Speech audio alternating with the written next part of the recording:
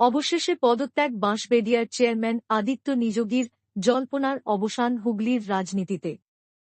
হুগলি জেলার বাঁশবেড়িয়া পৌরসভার চেয়ারম্যান আদিত্য নিযোগী অবশেষে পদত্যাগ করলেন।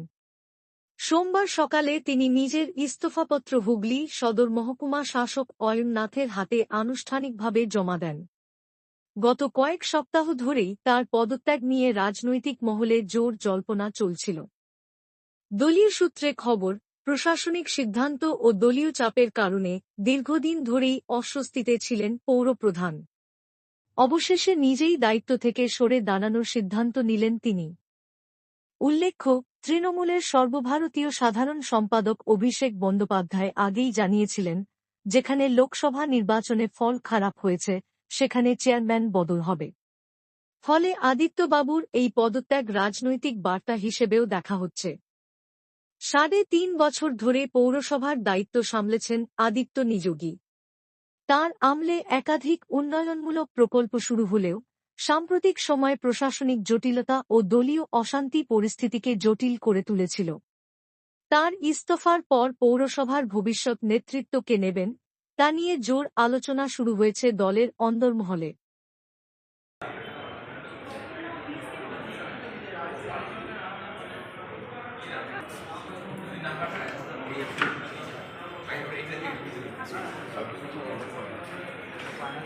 হ্যালো,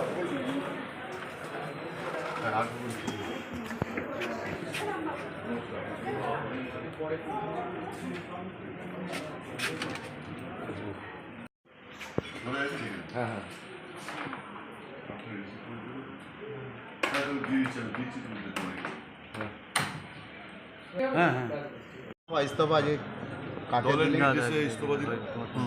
না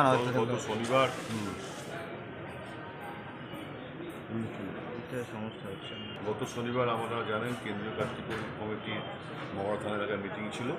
তারপর আমি কলকাতা যাওয়ার পথে, কলকাতা ফেরার পথে আমি যখন 5টা বাজে প্রায়, তখন আমি হোয়াটসঅ্যাপ করে দেখলাম আমাকে একটা 7 দিনের মধ্যে ইস্তফা দিতে দিয়েছে। যেহেতু শনিবার ছিল, সন্দেহ হয়ে গেছিল, রোববার ছুটি ছিল, গতকাল সোমবার ছিল, কিছু কাগজপত্র বাড়িতে গোছানো ব্যাপার ছিল, সেগুলো গুছিয়ে নিয়েছে, আজকে টাইপ করে লিখে জমা করলাম। ফলের নির্দেশে আমার কাছে ছিল। নির্দেশটা কি নির্দেশ ছিল? যে শুধু ইস্তফা দিতে হবে আর কিছু? শুধু ইস্তফা, কোনো রিজন কিছু নেই, কোনো কারণ নেই? সেটা তো সমান মাধ্যমে পড়ছি এবং যা জানছি যে পারফরমেন্স নির্বাচনের আমার তো 22টা বল নির্বাচনের রেজাল্ট সত্যি খারাপ হয়েছে। সেরপর 2019-এর চেয়েও খারাপ হয়েছে। লোকসভা একরকম ভোটটা, বিধানসভা একরকম ভোটটা, পৌরসভা একরকম ভোট।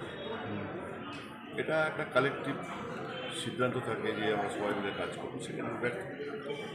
কিন্তু আপনি তো 2.5 বছর ধরে পুরসভাটাকে যেভাবে পরিচালনা করেছেন, পুরসভার জন্য অনেক টাকা পয়সা যেগুলো লাগে সেগুলো এনেছেন, আনার ব্যবস্থা করেছেন, পুরসভার যে পুরো পরিষেবা সেই ব্যাপারে তো আপনি যথেষ্ট কাজ করেছেন। দেখুন, পরিষেবা মানুষ করবে।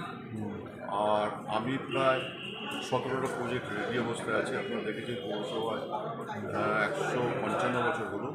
পৌরসভার গেটটাও দেখবেন প্রায় 50 বছর, 55 বছর, 100 বছর যখন হয়েছিল তখন রিপেয়ার হয়েছিল।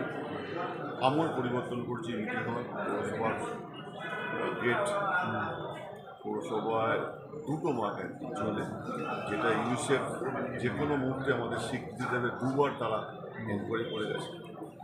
পরিষেবা দেওয়ার ক্ষেত্রে আমি মনে হয় না যে খুব একটা খারাপ জায়গায় ছিল। সেটা দল বলে মানুষ করবে। 7টা পাম্প নতুন, 6টা রিপেয়ার করা পুরোপুরি। এইভাবে পানীয় জল, রাস্তা, ড্রেন, আলো, গ্রিন সিটি থেকে আলো, এমন একটা গলি নেই যেখানে টিউবলাইট খুলে দিচ্ছ। সব আধুনিক যে লাইট আছে সেই লাইট দেওয়া আছে সমস্ত জায়গায়। এমন কোনো গলি নেই যেখানে আলো নেই, এমন কোনো গলি নেই যেখানে রাস্তা নেই। আপনি তারপরে মানুষ নির্বাচনে আমাদের সমর্থন করেনি, এটা আমরা ব্যর্থতা। এই জায়গায় আমার আপনি দাদা দীর্ঘদিন ধরে পুরো প্রশাসনের সঙ্গে যুক্ত, ভাইস চেয়ারম্যান ছিলেন দীর্ঘদিন। আমি 90 সাল থেকে কাউন্সিলর, প্রশাসক হিসেবে কাজ করেন। 90 সাল থেকে কাউন্সিলর। এর মধ্যে আমার স্ত্রীও মধ্যিখানে যখন ওয়ার্ড ডিলিমিটেশন হয়, সংরক্ষণ হয়, তখন মহিলা হয়েছিল, আমার স্ত্রীও হয়েছিল। তো এর মধ্যে কাজ করে গেছি, আগামী দিনেও করবো। দল যেমন নির্দেশ দেবে সেভাবে কাজ করবো। কিন্তু যেভাবে আপনি কাজ করছিলেন শারীরিক অসুস্থতা সত্ত্বেও কোনো জায়গায় কি খারাপ লাগা থাকে যে না, আমার কোনো খারাপ নেই, উত্থান পতন থাকে, দল মূল্যায়ন করবে। আগামী দিনে যাতে আরও ভালো রেজাল্ট হয় দায়িত্ব পরিবর্তন করেছি। আজ দল যেভাবে আমাকে লাগাবে, কাজে লাগাবে, আমি সেভাবে যাকে চেয়ারম্যান করাবে তাকে যাবে না। নিশ্চয়ই আপনাদের মাধ্যমে স্বাগত জানাবো, নিশ্চয়ই আপনাদের মাধ্যমে স্বাগত জানাবো। যদি সহযোগিতা চান দুহাত তুলে করবো, সেই মতো আমি অঙ্কশাসনকে বলে গেলাম, এবং আমার যে রিপোর্ট কার্ড 4 বছরে সেটাও আমি দাদা আপনার সময় তো ফলাফল লোকসভার খারাপ হয়েছিল, আর সিআইসিদের কি হাল ছিল? তাহলে 5-6টা সিআই তারা সিআইসিতেই হেরেছিল। আমরা 22টা ওয়ার্ডের মধ্যে 19টা ওয়ার্ডে জিতেছিলাম, আর 3টে ওয়ার্ডে আমরা জিতেছিলাম, 22টাতে হেরেছিলাম। তো সব শেষই